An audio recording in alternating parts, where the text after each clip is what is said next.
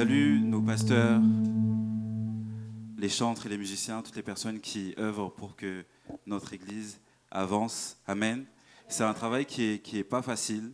Il y a toujours des épreuves, des difficultés, mais avec Dieu, nous ferons des espoirs. Amen. Est-ce que vous pouvez applaudir pour les chantres, les musiciens, pour le protocole, s'il vous plaît? Et bien sûr, le groupe média. Amen. Vous pouvez vous asseoir. Ce matin, le titre de notre prédication est « Brise les liens du péché générationnel dans ta vie ». Amen. Je crois qu'encore une fois, le Seigneur va nous donner des clés pour sortir de certaines situations qui nous bloquent dans nos vies. Amen. Car je crois que je suis sûr même que le Seigneur veut que nous puissions personnellement, mais aussi ensemble, réussir, peu importe le domaine de notre vie, et également sur le côté spirituel. Amen. Nous avions déjà prêché un peu sur ce thème quand on parlait du célibat. On parlait de le temps de préparation du célibat, que aussi les parents, par rapport à leur comportement, pouvaient avoir des conséquences, des séquelles sur leurs enfants que eux-mêmes reproduisent par la suite. Amen. Je vais lire pour vous Exode 34, versets 6 à 7. L'Éternel parla à Moïse et lui donna rendez-vous sur la montagne de Sinaï. Mais je vais commencer au verset 6. Et l'Éternel passa devant lui et s'écria : L'Éternel, l'Éternel, Dieu miséricordieux et compatissant, lent à la colère, riche en bonté et en fidélité, qui conserve son amour jusqu'à 1000 générations, qui pardonne l'iniquité, la rébellion et le péché, mais qui ne tient point le coupable pour innocent, et qui punit l'iniquité des pères sur les enfants et sur les enfants des enfants jusqu'à la 3e et à la 4e génération. Parole du Seigneur. Amen. La source de ton problème qui est en toi vient de tes parents, de tes grands-parents, de tes ancêtres. Je ne fais pas une généralité des péchés, mais il y a quelques problèmes que nous avons. Cette source, la source de ce problème-là, vient de nos parents. Vous savez que nous sommes dans la fin de l'année et il y a beaucoup de choses spirituelles qui se passent. Beaucoup de personnes qui font des sacrifices. Et Satan donne qu'on travaille avec lui, qu'on décide, parce que souvent j'entends dire, et notre pasteur l'a dit dans l'étude biblique de ce matin, on envoie regarder, on envoie faire, ou alors nous on va faire, on va voir un sorcier, un boko, on peut appeler ça comme on veut, et à partir du moment où on leur donne de l'attention, on traite avec lui, on crée un lien. Amen. On crée une porte ouverte sur notre vie. Et laissez-moi vous dire que Satan, c'est un menteur, c'est un voleur. Vous savez, Satan, il a une qualité. Il a une qualité, c'est qu'il est patient. Il est patient. Et on va voir pourquoi je dis ça après. À partir du moment où vous faites cela, il va vous donner, par exemple, je sais que certaines personnes vont dire « j'ai besoin d'un travail, j'ai besoin d'une maison » et ils vont aller voir un sorcier pour débloquer leur situation ou faire des sacrifices. On l'entend souvent dans le milieu, en France je parle, dans le milieu musical du monde, certains pactisent.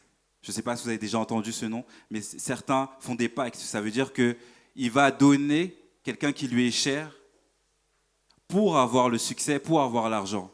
C'est-à-dire qu'il va donner sa mère. Sa mère, elle va mourir, on ne va pas savoir pourquoi. On ne va pas comprendre les causes, mais c'est parce qu'il a pactisé. C'est qu'il a donné sa mère pour que lui puisse avoir le succès. Certains artistes américains ont témoigné aussi. Quand ils viennent vers vous, ils vous proposent de grosses sommes. Pourquoi ? Parce qu'ils ont une influence. Les artistes que vous voyez, que vous entendez, que vous écoutez, c'est pour ça, bien-aimés, il faut faire très attention, nous qui sommes chrétiens, à ce que nous écoutons. Amen. Très attention à ce que nous écoutons. Il leur propose 50 millions, 100 millions pour qu'ils pactisent, pour qu'ils travaillent avec eux. Mais ce que l'homme oublie, c'est que Satan va vous donner, mais il va aussi reprendre plus. Il va aussi reprendre plus au moment où vous n'y attendez pas. C'est-à-dire qu'il va faire ce pacte avec vous, vous allez avoir ce que vous voulez, et à partir du moment où vous serez plus nécessaire pour lui, il vous détruira vous aussi.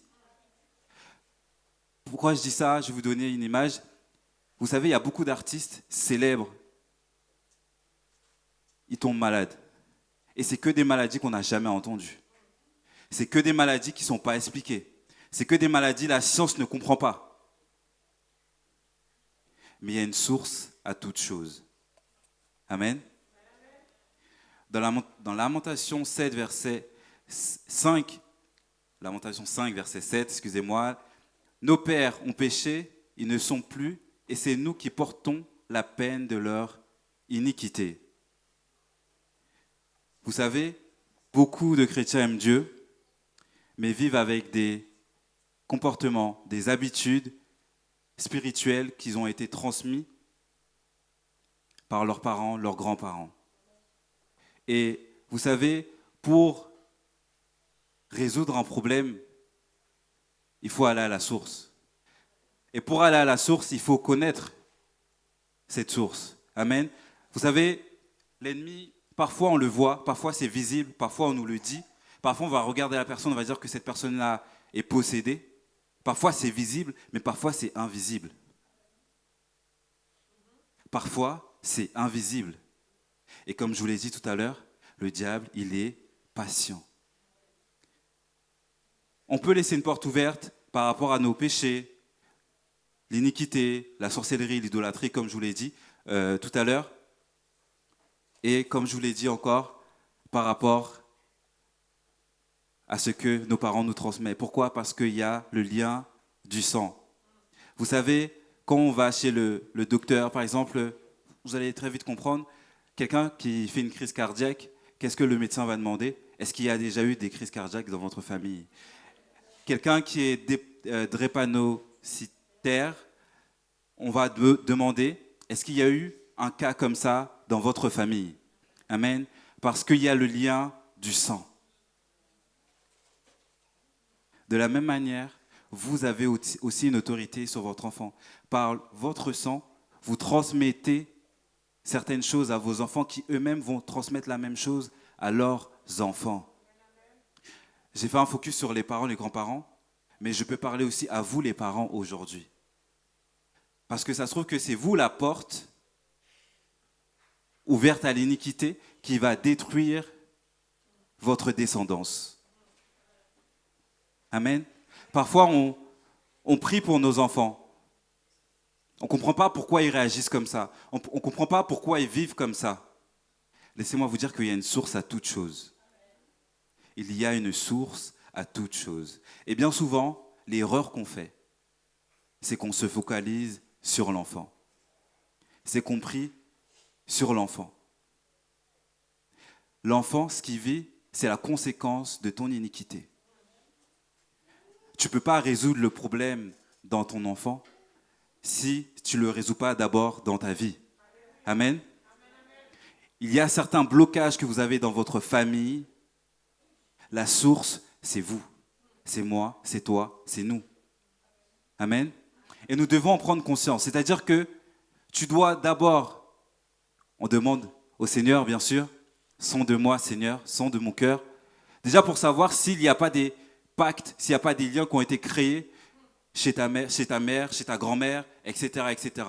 Mais aussi, tu dois regarder à toi, à ta vie, pour savoir si toi, tu ne rentres pas à d'autres liens. C'est pour ça qu'on dit le péché sexuel est très dangereux et qu'il ne faut pas le faire. Il faut attendre le mariage, c'est important. Parce qu'il y a un transfert. Comment Jésus nous a délivrés? Par son sang. Son sang a coulé pour nous sur la croix. Pourquoi les gens qui font la sorcellerie, ils font des sacrifices? C'est par le sang.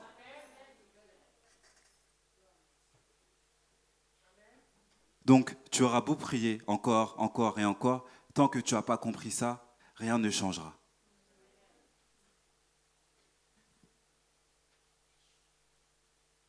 Comme je vous ai dit tout à l'heure, le diable, il est malin et il attend le bon moment. Pourquoi? Parce que l'esprit peut être dans la personne, mais bien souvent, vous allez comprendre, quand deux personnes se marient, il y a des problèmes. Je ne le reconnais plus. Il n'était pas comme ça avant. L'esprit était déjà là. C'est-à-dire la porte ouverte était dans sa vie. Encore une fois, je reviens sur la prédication que j'avais faite. Le célibat, c'est un temps de préparation. On avait parlé du temps de préparation spirituelle et ça compte. Si toi, femme, tu te prépares et que ton homme ne te prépare pas, laissez-moi vous dire que ce que vous ne réglez pas dans le célibat, vous allez le régler dans le mariage. Et il y aura des conséquences. C'est-à-dire que quand ils vont se marier, à ce moment-là, le diable dit, voilà le moment que j'attendais. Comme j'ai une porte ouverte, j'ai un droit sur lui, je vais manifester ce que j'ai envie de manifester. Et ça ne va pas seulement détruire la personne, ça va aussi détruire sa femme, ses enfants. Et comme je vous l'ai dit au départ, ce comportement, ces mauvaises choses que nous faisons vont avoir une répercussion sur nos enfants et sur les enfants de nos enfants. Pourquoi il va se manifester avant alors qu'il peut attendre après et détruire encore plus de monde? Il est là pour diviser. Il est là pour voler. On a souvent tendance à pousser les femmes à se marier, à trouver quelqu'un quand tu vas faire des enfants. C'est une pression qu'on met sur les femmes qui n'est pas bonne. Parce qu'en la poussant, si ce n'était pas son temps, à cause de la pression, elle va faire des erreurs qu'elle n'aurait pas dû faire. Et ces erreurs-là peuvent avoir des conséquences sur ses enfants et sur les enfants de ses enfants. Et la Bible le dit sur 3 à 4 générations. Ce n'est pas un jeu. Vouloir chercher la délivrance, le pasteur l'a dit encore une fois dans l'étude biblique de ce matin, beaucoup sont à l'église mais ils n'ont pas foi en Dieu. Je vais vous dire un truc, beaucoup viennent pour la délivrance et après ils partent. Et ça on le voit souvent, surtout à la fin de l'année aussi. Ils viennent chercher la délivrance, une fois qu'ils l'ont eu, ils partent. Ces gens-là ne croient pas en Dieu. Et voilà pourquoi, je peux prendre l'exemple de ma grand-mère par rapport à l'expérience que j'ai eue et ce que ma mère elle a dit. Elle servait à l'église, elle chantait à l'église, mais elle envoyait des gens aller regarder pour elle. Voilà pourquoi, quand la poudre, en fait, je vais redire le témoignage, pendant l'obsèque de mon grand-père, quelqu'un est venu et a passé de la poudre sur le cercueil. Et elle, en passant, elle a été prise aussi. Et à ce moment-là, elle est tombée malade, et d'autres personnes aussi. Mais quand on est couvert par le sang de Jésus, rien ne peut nous arriver. Pourquoi je dis ça? Parce que ma mère aussi, elle est passée, elle n'a rien eu. Mais elle, qui chantait à l'église, qui tenait le micro, et qui envoyait regarder pour elle, elle a été touchée. Et quand je pleurais, je priais. Il faut savoir que moi, je n'avais pas de lien avec mes grands-parents et les gens en Haïti. Par rapport au traumatisme que j'ai vécu, par rapport à ce que j'ai vécu par rapport à la sorcellerie. C'est-à-dire que je ne parlais pas à ces personnes-là. Mais j'ai eu à cœur de prier, parce que j'étais né de nouveau. J'ai eu à cœur de prier pour elle, je priais, et j'ai dit au Seigneur, je crois, donc pourquoi tu ne fais pas? Et il m'a dit, je crois qu'on en avait parlé, moi et toi, pasteur, et il m'a dit, c'est parce qu'elle a un pied dedans, un pied dehors. Dieu ne peut pas sauver ton enfant si il a un pied dehors et un pied dedans. Dieu ne peut pas te sauver si tu as un pied dehors et un pied dedans. Tu dois être à 100% pour lui. Amen. Je vais lire un passage qui se trouve dans Marc, versets 17 à 26, où un homme vint devant Jésus avec son fils. Je vais commencer directement au verset 17. Marc 9, verset 17 à 26. Et un homme de la foule lui répondit, « Maître, j'ai amené auprès de toi mon fils qui est possédé d'un esprit muet. En quelques lieux qu'il le saisissait, il le jetait par terre, l'enfant écume, grince des dents et devient tout raide. J'ai prié tes disciples de chasser l'esprit et ils n'ont pas pu. Race incrédule, leur dit Jésus, jusqu'à quand serai-je avec vous? Jusqu'à quand vous supporterai-je? Amenez-le-moi. Je vais continuer, mais je vais faire verset par verset pour que nous puissions vraiment comprendre ce passage et les clés que le Seigneur veut nous donner. Verset 20, on lui amena, et aussitôt que l'enfant vit Jésus, l'esprit l'agita avec violence. Il tomba par terre et se roulait en écumant. C'est-à-dire qu'il y a de la bave qui sortait de sa bouche. Quand tu as l'Esprit de Dieu en toi, tu dérangeras. Il y a des gens qui ne vous aiment pas, c'est parce que ce qu'il y a en vous les dérange. Je vais vous donner une petite expérience que j'ai faite quand on était à Pierrefitte. Certains vont comprendre, mais j'en avais pas parlé. Et je ne vais pas citer de nom. Mais je parlais avec une personne et cette personne-là voulait faire quelque chose et moi, je n'étais pas d'accord. Ça veut dire que cette personne-là était plus grande que moi, mais moi, peu importe ton âge, ça m'importe peu. Je respecte les petits comme je respecte les grands. Et je lui ai dit que je n'étais pas d'accord et tout le monde était d'accord avec lui. Et je lui ai dit droit dans les yeux, ce qu'il y a en moi n'est pas en accord avec ce qu'il y a en toi. Bien aimé, on arrive dans des temps où il faut déclarer la puissance de Dieu. Il faut prendre autorité. Arrière de moi, Satan. Faut pas avoir peur de le dire. Amen. Sinon, on te fera tomber. Sinon, tu diras oui alors qu'il faut dire non. Amen. Et je lui ai dit, ce qu'il y a en moi n'est pas en accord avec ce qu'il y a en toi. Et il m'a dit, j'ai fait ça, j'ai pressé tel côté. J'ai dit, j'en ai rien à faire de ce que tu as fait. Ce qu'il y a en moi n'est pas en accord avec ce qu'il y a en toi, donc je ne prends pas part. Et on a entendu des choses après. Verset 21. Jésus demanda au Père, combien y a-t-il de temps que cela lui arrive? Depuis son enfance, répondit-il. Jésus ne s'est pas concentré sur le petit qui était en train de se rouler par terre. Il est parti voir le Père. Un enfant qui vient de naître, comment peut-il pécher? C'est pour te faire comprendre que ce n'est pas l'enfant qui a péché, mais la source n'est pas en lui, la source est ailleurs. Et Dieu se dirige à la source. Amen. Verset 22. Et souvent l'Esprit le jeta dans le feu, dans l'eau pour le faire périr. Mais si tu peux quelque chose, viens à notre secours, aie compassion de nous. Il y a quelque chose qui a changé. Au départ, le Père a mis devant Jésus son Fils. Maintenant, il dit, aie compassion de nous. Le langage a changé. Le langage a changé. Ton langage aussi doit changer. Quand tu pries aussi, ton langage aussi doit changer.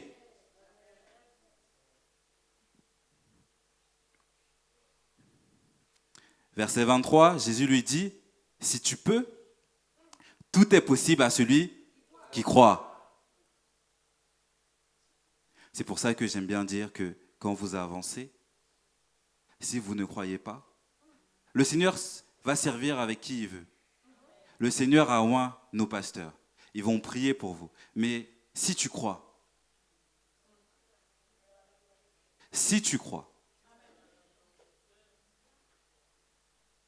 verset 24, aussitôt le père de l'enfant s'écria, je crois, viens au secours de mon incrédulité. Il ne parle plus de son fils, il parle de lui. Jésus pouvait le guérir directement, mais il voulait lui faire comprendre quelque chose au Père. Et ce matin, Dieu veut te faire comprendre quelque chose aussi.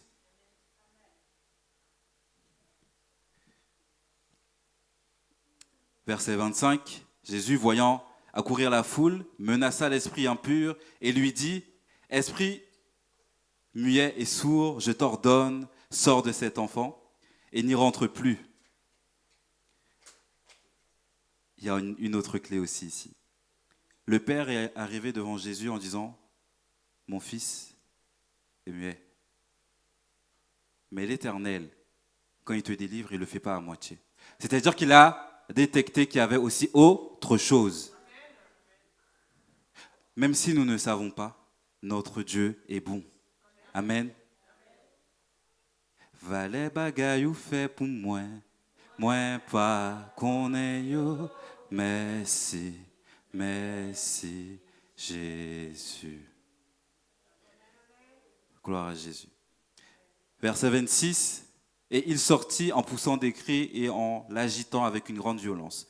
L'enfant devint comme mort, de sorte que plusieurs disaient qu'il était mort. Mais Jésus, l'ayant pris par la main, le fit lever et il se tint debout. Notre Dieu est grand. Il n'y a que le sang de Jésus qui nous sauve. Et je vais reprendre le passage que nous avons lu au début. Parce que comme je vous ai dit, notre péché, notre iniquité peut avoir des conséquences sur la 3e jusqu'à la 4e génération. Mais, la Bible dit aussi, verset 6, Exode, on reprend Exode 34, « Et l'Éternel passa devant lui et s'écria, « L'Éternel, l'Éternel, Dieu miséricordieux et compatissant, lent à la colère et riche en bonté et en fidélité, qui conserve son amour jusqu'à 1000 générations. »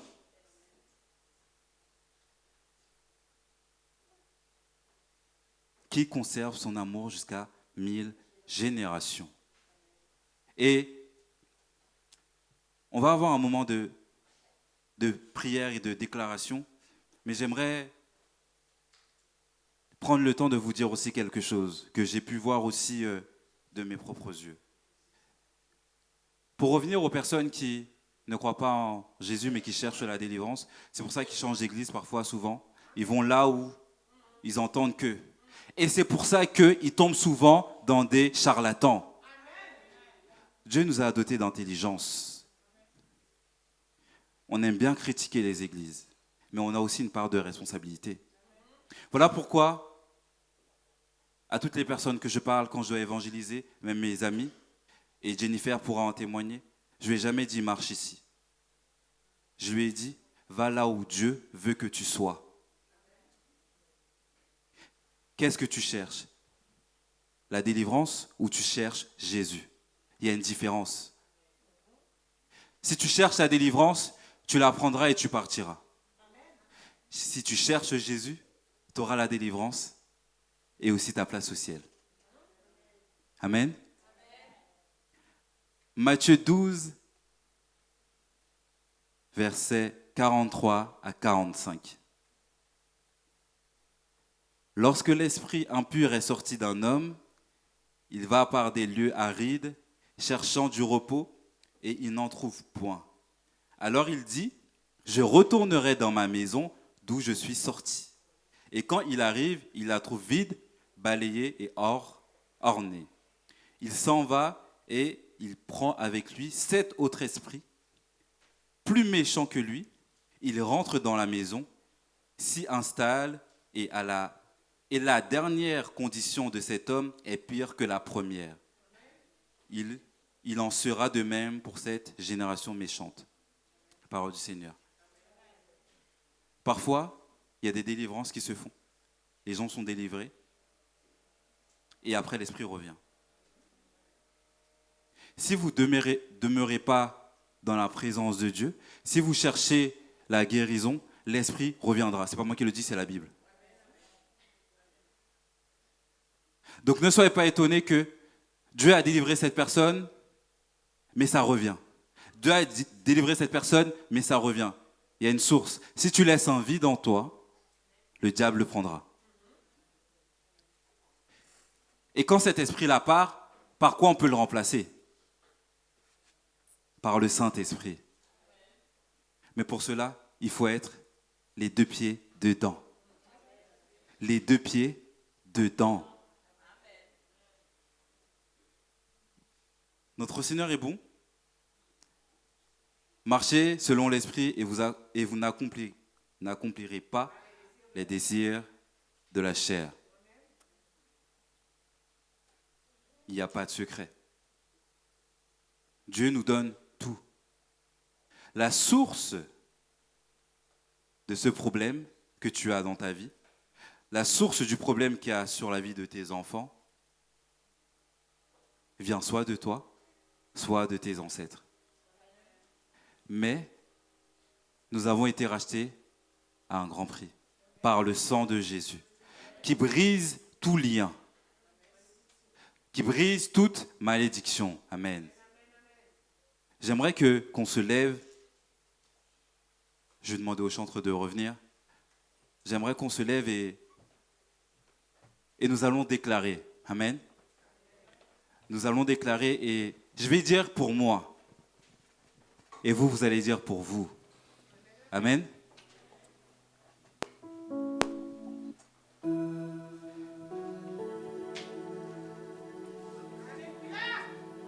Parce que nous avons l'autorité de marcher sur toute la puissance de l'ennemi.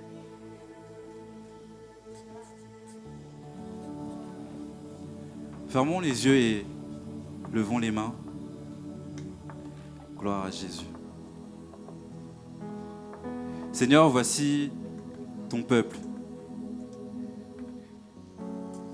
Il y a maintenant plusieurs semaines, quelques mois, que tu m'avais révélé cette prédication. Et je crois que tu ne me l'as pas révélée en vain. Je crois que tu veux débloquer certaines situations dans la vie de ton peuple. Voici, Père éternel, Dieu Tout-Puissant. Je crois au plus profond de moi qu'il y a des prières, il y a des déclarations qui ouvrent le ciel. Amen. Gloire à Jésus. Père, voici ton peuple. Père, nous voici devant toi. Gloire à Jésus.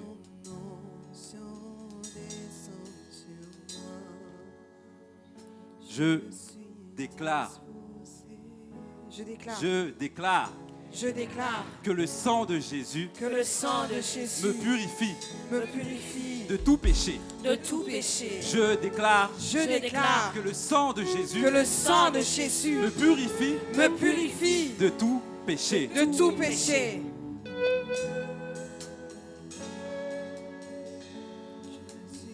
Je déclare que le sang de Jésus efface tout héritage négatif sur ma vie.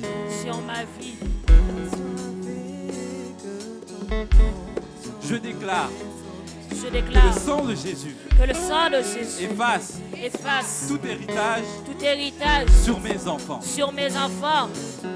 Gloire à Jésus. Je vais laisser les chantres chanter et je te laisse prier. Tu as des enfants, tu as une famille.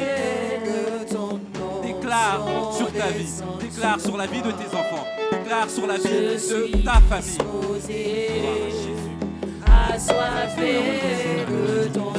Je me remets devant toi, Papa Seigneur Jésus, je remets ma famille devant toi, Père éternel. Père éternel, en ce problème, je brise, Papa Seigneur Jésus, tout lien qui a été bâti avec les vies, Père éternel du tout joug étranger, Père éternel, qui a été bâti sur notre famille. Je brise tout au nom du sang de Jésus. Par ton sang, Père éternel. Je prends possession de ma vie. Je prends possession de la vie, Père éternel, de ma famille, Seigneur Jésus. Je prends possession de la vie de mes futurs enfants, Papa, Seigneur Jésus. Car, je crois en toi. Oui, les armes avec lesquelles nous combattons, elles ne sont pas charnelles, mais elles sont puissantes par la vertu pour renverser.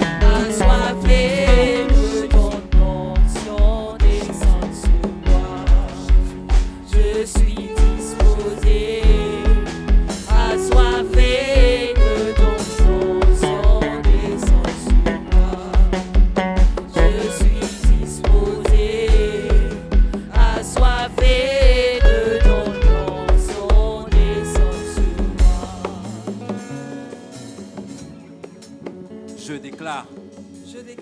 Je déclare que mes enfants appartiennent à Jésus et nous marcherons dans sa lumière. dans sa lumière. Je déclare Je déclare que mes enfants que mes enfants appartiennent à Jésus appartiennent à Jésus et et marcheront dans sa lumière. dans sa lumière. Je déclare Je déclare que ma famille que ma famille n'héritera pas n'héritera pas du péché du passé. du péché du passé. passé. Alléluia. Merci Seigneur. Merci Seigneur Jésus. Gloire à Jésus. Merci Jésus. Alléluia. Gloire à Merci. Jésus. Allez.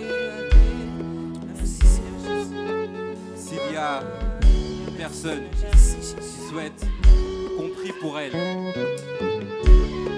je vous prie d'avancer. Je vais demander à nos diaconesses et nos pasteurs si tu ressens que tu dois avancer et qu'on doit prier pour toi, n'hésite pas. S'il y a des choses que tu n'arrives pas à expliquer dans ta vie, dans la vie de tes enfants, n'hésite pas. Et voici le Seigneur me dit, n'aie pas honte. Parce que si tu as honte, ça a une conséquence pas seulement sur toi, sur tes enfants, mais sur les enfants de tes enfants. Amen. Je suis disposé. Assoiffé que ton onction descende sur moi. Je suis disposé.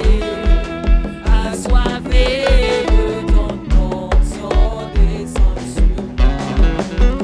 Je suis disposé. Assoiffé que ton onction descende sur moi. Je suis disposé. Assoiffé que ton onction descende sur moi. Je suis disposé. Assoiffé que ton onction descende sur moi. Je suis disposé. Assoiffé que ton onction descende sur moi. Le Seigneur me dit de te dire, peut-être que ce n'est pas ton enfant qui est touché directement, mais c'est l'enfant de ta cousine. Amen. Cette personne-là fait partie de ta famille, mais pas de ta famille proche, mais c'est quand même ta famille. Avance pour cette personne. Avance pour cette personne. Gloire à Jésus. Avance pour cette personne. Gloire à Jésus. Gloire à Jésus. Je suis disposé. Assoiffé que ton onction descende sur moi. Je suis disposé. Assoiffé que ton onction descende sur moi. Je suis disposé. Assoiffé que ton onction descende sur moi. Je suis disposé.